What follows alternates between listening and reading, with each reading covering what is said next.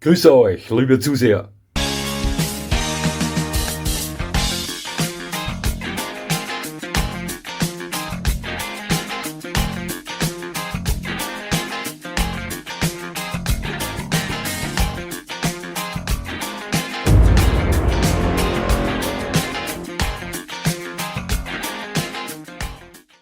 Nochmal herzlich willkommen, liebe Zuseher, hier auf meinem Kanal. Ich freue mich sehr, dass Sie da sind. Wissen Sie, wie oft ich in meinem Leben in einem Tierschutzhaus war? Ganze 2 Mal. Das erste Mal, als sich einer meiner Onkel einen Hund nehmen wollte und den nicht bekam, weil er kein Haus und Garten besaß. Und das zweite Mal, als ich mir aus einem Tierschutzhaus einen Hund nehmen wollte und ebenfalls keinen bekam, weil auch ich kein Haus mit einem Garten besaß. Beide Besuche quetschten damals mein Herz extrem zusammen. Nie zuvor musste ich in so kurzer Zeit in so viele unschuldige und traurige, gleichzeitig liebesbedürftige Augen blicken wie an diesen beiden Tagen. Ich weiß das noch ganz genau. Wochenlang verfolgten mich beim Einschlafen die flehenden Blicke der vielen armen Hunde da drinnen. Abgegeben wegen eines Neugeborenen oder wegen Zeitmangels, aus Überforderung oder aus hygienischen Gründen oder anderen Ursachen. Welpen und erwachsene Hunde, Rassehunde und Mixe von gepflegt über verwahrlost, abgemagert bis zu misshandelt. Alle waren dort vertreten, ich weiß das noch ganz genau. Ich gebe zu, ich hasste sie, die Vorbesitzer. Ohne sie und ihren Bezug zu den Hund oder den Gründen, weshalb sie die Hunde abgegeben haben, zu kennen. Ich hasste sie pauschal alle. Was soll ich machen? Schauen Sie, der Haushund ist unserer Gnade ausgesetzt, ist zu 100% auf uns angewiesen. Ist ausgesetzt auf sich alleine gestellt in der modernen Welt, in der Hölle zu Hause. Dazu verdammt, sich entweder einzeln oder in Rudeln zusammengeschlossen aus Mistkübel zu ernähren oder nur mehr aus Haut und Knochen bestehend erbärmlich zu verhungern. Straßenhunde im Osten und Süden Europas haben gelernt zu überleben. Vertrieben, erschlagen, vergiftet, erschossen oder überfahren. Schaffen es dort nur die intelligentesten, geschicktesten, stärksten durchzukommen. Auch diese Hunde finden häufig ihren Weg in Tierschutzhäuser oder Nachkommen dieser Hunde. Ich weiß noch, die Fußball-Europameisterschaft 2012, Austragungsort Polen und die Ukraine. Diese Zeit war ein weiterer Knackpunkt für mich, irgendwann mal irgendetwas zu starten, das Hunden helfen könnte. Damals wurde in der Ukraine Kopfgeld auf Straßenhunde ausgesetzt, um die Gegenden rund um die Stadien besucherfreundlicher zu machen. Ich kann mich noch gut an die Bilder erinnern, auf welchen sie Einheimische sehen konnten, die schlafende Straßenhunde mit Vorschlaghämmern erschlugen. Ja.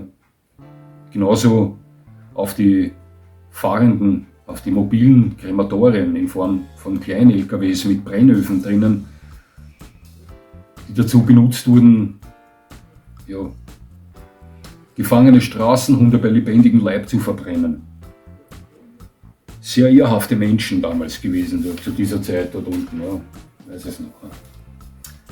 Auch auf Arbeitsplätzen hörte ich Erzählungen von Hundemisshandlungen und da gab es 2 delikate Vorfälle.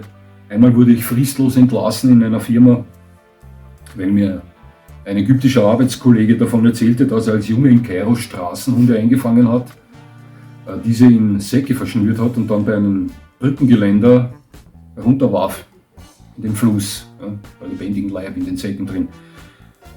Hasserfüllt sprang ich den recht heftig an die Gurgel und würgte den und konnte nur mit Mühe von anderen Arbeitskollegen von ihm getrennt werden. Ich fasste eine fristlose Entlassung damals aus, die trug ich aber wie einen Orden vor mir her. Ich würde heute genauso wieder reagieren.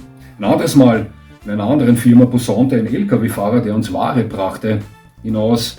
Er sei mal UNO-Soldat gewesen, stationiert auf den Golanhöhen und hatte sich damals einen Spaß daraus gemacht, mit seinem StG 77 dort nach futtersuchenden Hunden die Beine wegzuschießen. Dem verpasste ich eine schallende, laut klatschende Ohrfeige, eine heftige, die er wahrscheinlich heute noch spürt, direkt vor den Augen meines Schichtleiters.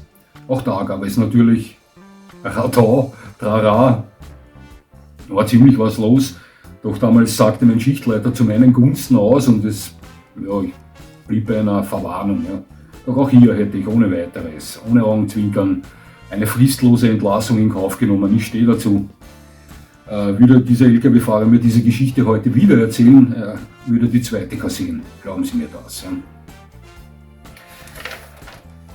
Ich lernte Menschen kennen, welche in einem Jahr 3 verschiedene Hunde hatten, weil sie diese wie Wegwerfprodukte austauschen. Damals konnte ich nicht verstehen, wie man als Mensch so sein kann. Ja, heute verstehe ich das. Manche Menschen sind einfach reinrassige Arschlöcher. Punkt, aus, Ende. Verzeihen Sie mir diesen Ausdruck, aber wenn es um diese Themen geht, kochen die Emotionen hoch bei mir. Ist nun mal so. Ja. Noch immer hegte ich den Gedanken, irgendetwas tun zu müssen, um unseren Kaltnasenschnäuzlern, wie ich sie so gerne nenne, helfen zu können. Ja. Vor 5 Jahren fassten meine Frau und ich dann den Entschluss, sich wieder einen Hund zu nehmen. Mein letzter Shiro, der Tosaino, ist im Jahr 2011 verstorben und wir waren wieder bereit für einen Vierbeiner. Zuerst spekulierten wir mit einem Cane Corso oder einem American Bulldog, doch dann kam der Warte-mal-Effekt. Ja, und wir sagten uns, weißt du was, pfeif auf einen Rassehund, wir retten einen. Ja. Ja, und dann kam Vito ins Spiel, so kam mein Bandit zu uns. Eine Abenteuerreise vom Feinsten, das kann ich Ihnen sagen, liebe Zuseher. Der schwierigste aller meiner bisherigen Hunde. Viele von Ihnen kennen mittlerweile seine Geschichte, ich habe sie schon einige Male erzählt. Ja, auf der Straße der rumänischen Ausläufern der Karpaten geboren. Wir wissen nicht in wievielter Generation, aber seinem Verhalten nach müssen es schon einige gewesen sein. Alle meine Hunde vor ihm wurden als Welpen von gut behüteten Haushunden geboren. Sie alle gingen charakterlich unterschiedliche Wege, ja, doch gingen sie diese alle strikt geradeaus. Vito kennt diese geraden Wege nicht. Er geht charakterlich ausnahmslos, heftig im Zickzack. Der harte Überlebenskampf seiner Vorfahren ist ganz klar in ihm zu erkennen, das kann ich ohne weiteres sagen. Bevor ich fortfahre, möchte ich betonen, dass nicht alle Nachkommen von Straßenhunden oder aufgelesene Straßenhunde selbst über derartig höchst kompliziertes Wesen verfügen, wie mein Bandit das tut. Ja. Aber sehr viele dieser Hunde tun das, liebe Zuseher. Ja. Wir dachten uns damals, mit seinem Erwerb zwar nur einen Tropfen am heißen Stein platziert zu haben, ja. Aber ich weiß heute, dass mein Hund in etwas weniger erfahrenen Händen höchstwahrscheinlich sehr schnell wieder abgegeben worden wäre und sein Schicksal dann als schwer oder nicht vermittelbarer Hund völlig offen gewesen wäre. Bei uns allerdings kann er alt werden. Und wenn er irgendwann mal von uns geht, wird es mir das Herz zerreißen, das weiß ich. Aber ich kann mich dann damit trösten, dass er ein schönes Hundeleben bei uns gehabt hat. Ja. Dog Special betreibe ich jetzt seit etwa 2 Jahren. Ich habe erst vor kurzem wieder nachgesehen. Vor etwa 2 Jahren habe ich das erste Video veröffentlicht. Ja. Schauen Sie, mir fehlen die finanziellen Mittel, um diverse Tierschutzhäuser zu unterstützen.